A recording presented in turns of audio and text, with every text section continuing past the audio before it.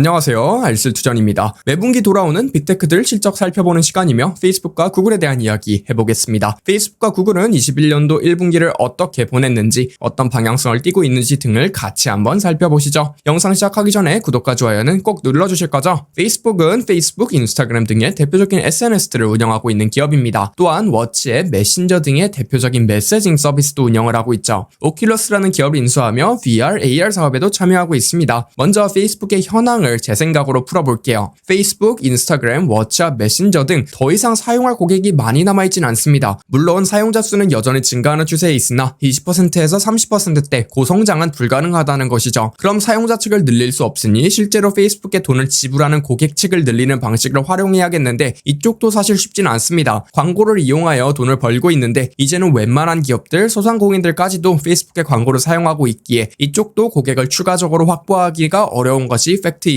경매 형식, 입찰 시기기에 일단 더 많은 기업들이 광고를 돌리고 싶어 할수록 광고 단가는 쭉쭉 올라가게 됩니다. 근데 최근 몇 분기, 몇 년을 살펴보면 특정 섹터 업황이 좋으면 그쪽 매출이 잘 나오는 등 페이스북이 컨트롤할 수 있는 영역은 좀 벗어나고 있지 않나 싶습니다. 예시로 코로나가 완전히 끝나면 여행사들이나 항공사들이 다시 광고를 강하게 돌릴 것이기에 여행 쪽 광고 매출이 증가하게 되겠죠. 그럼에도 불구하고 저는 디지털 광고 시장을 아직까지도 긍정적으로 보고 있으며 기존 오프라인 매체 또는 TV와 같은 전통적인 미디어에서 광고를 하던 수요가 디지털로 넘어옴에 따라 시장이 더 커질 것이라 생각하고 있습니다. 더불어 시장이 더 이상 성장을 하지 않아도 광고라는 게 물건을 팔기 위한 필수적인 도구이기에 페이스북이 플랫폼의 사용자만 묶어둘 수 있다면 물가 상승률 정도의 매출 성장은 꾸준하게 만들어낼 것이라 생각합니다. 물론 페이스북도 새로운 성장 동력을 가져야 하기에 이번 분기 발표 자료에서 3가지 언급했습니다. AR, VR 사업, 커머스, 크리에이터라고 언급하고 있죠. 먼저 VR 기기인 오큘러스의 퀘스트2가 성공적이었다고 이번에도 언급하고 있습니다. 아직까지 VR 기기는 게임의 용도로만 사용이 되고 있으며 최근에는 운동, 생산성 용도로도 사용처가 확대가 되고 있다고 합니다. VR이 보급이 되고 나면 차세대 소셜 플랫폼이 될 수 있다는 점을 언급하고 있으며 저도 기대가 되는 부분입니다. 어떤 분들은 페이스북의 VR 사업이 삽질이라고 하긴 하는데 솔직히 왜 삽질이라고 하는지는 알 것 같으면서도 개인적으로 페이스북의 소셜 기능을 다룬 역사를 보면 기대해 볼 만하다고 생각합니다. 커머스는 마켓플레이스라는 페이스북의 당근마켓과 숍이라는 이커머스 플랫폼 2가지를 운영하고 있죠. 이건 뭐 제가 매번 이야기하긴 하는데 페이스북 사용자가 페이스북 플랫폼을 벗어나지 않고 물건을 구매하도록 유도하는 장치로 볼 수 있습니다. 쇼핑 입점 수수료나 결제 수수료로 돈을 벌려 하기보다는 접속자 이탈 방지가 가장 큰 이유로 볼 수 있죠. 일반적으로 페이스북에서 광고 클릭을 하면 타사 웹사이트, 앱으로 이동을 하게 됩니다. 페이스북 입장에서는 고객이 이탈이 나는 순간이 광고를 클릭하여 페이스북 매출로 찍히는 순간이었는데 이제는 광고로 페이스북이 돈을 벌어도 고객 이탈이 안 날 수도 있는 것입니다. 비즈니스 메시징도 몇 분기째 지속적으로 나왔는데 영상에서는 몇 번 이야기 안 한 것 같아요. 오프라인 커머스 경험을 생각해보시면 고객이 매장에서 물건을 고르고 있으면 점원이 와서 제품 추천 등 구매 의사 결정에 도움을 줍니다. 이 도움을 주는 행위, 경험을 페이스북이 가진 메시징 플랫폼으로 구현을 하고 있는 것이죠. 더불어 광고성 메시지도 보낼 수 있고요. 결론적으로 메시지는 고객 관계 관리 및 유지를 도와주는 역할을 하며 페이스북 플랫폼에서 상인들이 성공을 하는 데에 도움을 줄 수 있습니다. 크리에이터 생태계를 만들어 보겠다고 말하긴 했는데 이건 진짜 글쎄라는 생각이 들었습니다. 사실 페이스북 숍도 처음 등장했을 때에는 갸우뚱했다가 바뀌긴 했는데 크리에이터는 정말 갸우뚱하네요. 유튜브처럼 크리에이터를 기반으로 사용자를 모아두겠다는 것이고 페이스북 워치 등의 영상 플랫폼은 이미 존재합니다. 인스타그램 정도가 인플루엔서 기반으로 생태계가 형성되어 있으며 이 상태에서 후원 기능이라든지 유료 구독 기능을 추가하겠다는 방향으로 들리죠. 또 클럽하우스를 따라서 라이브 오디오 룸스를 개발했다고 합니다. 구글의 유튜브처럼 현재 페이스북이 가지고 있는 현상 유지 이상의 무언가를 보여줄 수 있을지는 지켜봐야 할 것 같습니다. 실적은 경제가 좋아지고 광고 수요가 돌아오며 당연히 잘 나왔습니다. 근데 이런 형태의 실적을 저는 그렇게 좋아하진 않는데 슬슬 페이스북의 실적은 비자처럼 소비 경제를 대변하는 숫자가 아닌가 싶습니다. 월간 사용자는 10% 증가하였고 매출은 48% 증가하였다고 하죠. 특히 광고 노출수가 12% 증가하였고 광고 단가가 30%나 증가하였습니다. 광고 단가가 지속적으로 하락해 왔었는데 광고 단가가 다시 높아진 부분은 베리 굿이라고 보고 있죠. 개인적인 생각을 이미 너무 많이 해버렸는데 요약을 해볼게요. VR 쪽은 슬슬 관심을 가질 필요가 좀 있어 보입니다. 게임기 이상의 용도로 번지기 시작하면 확 커질 수 있는 포텐셜이 있거든요. 물론 촉진시키는 이벤트가 올 때까지는 기다려야 하며 아직 촉진된 단계는 아닌 것으로 보입니다. 애플의 iOS 14.5 업데이트로 개인정보를 활용하지 못하게 되었죠. 이건 개인적으로 페이스북도 어느 정도 타격 타격을 입겠지만 광고주들에게 비용이 전가될 가능성이 훨씬 높다고 생각합니다. 광고 효율이 떨어지는 일이기에 광고 단가가 상승하게 될 것이고 이럴 경우에는 대체제를 찾거나 비용을 더 써야 하거든요. 근데 애플 생태계에서 광고를 하려면 전부 페이스북과 동일한 페널티를 먹은 상태이기에 대체할 만한 것은 없어 보인다고 보고 있습니다. 다음은 구글입니다. 구글은 부동의 1위 검색 엔진을 운영 중인 기업이죠. 유튜브, 안드로이드, 플레이스토어 등의 다양한 플랫폼들도 운영을 하고 있습니다. 구글 클라우드 플랫폼으로 클라우드 인프라 플랫폼 사업에도 참여를 하고 있죠. 실적은 일단 잘 나왔습니다. 페이스북과 비슷하게 매출의 굉장히 큰 부분이 광고이기에 기업들이 광고를 다시 돌리기 시작하며 구글의 실적도 살아났죠. 매출이 34% 증가, 영업이익이 106% 증가했습니다. 구글 클라우드 플랫폼은 46% 성장했고 클라우드 영역답게 빠르게 성장하고 있습니다. 다만 아직 적자를 보고 있는 사업 영역이기에 1빌리언 달러를 잃었습니다. 유튜브 비광고 매출 및 플레이스토어 매출 등 기타 매출은 46% 증가하여 6.5빌리언 달러나 벌었습니다. 구글의 주 사업은 어쨌든 검색 엔진 서비스이기에 오늘은 검색 엔진에 대한 이야기를 좀 해볼게요. 페이스북과 비슷하게 검색 엔진 1등으로서 고객을 더 유치하는 성장 단계로 보긴 어렵고 수성, 지키는 싸움을 하고 있습니다. 검색 엔진으로는 구글이 사실 독보적이긴 한데 누구랑 싸우고 있느냐라는 의문점이 확 들죠. 모든 범용적인 서비스들의 문제이기도 한데 사람들이 특정 목적성을 띠는 검색을 할 때에는 구글을 사용하지 않고 있습니다. 예시로 숙박업소를 찾을 때에는 에어비앤비, 쇼핑을 할 땐 아마존이나 쿠팡,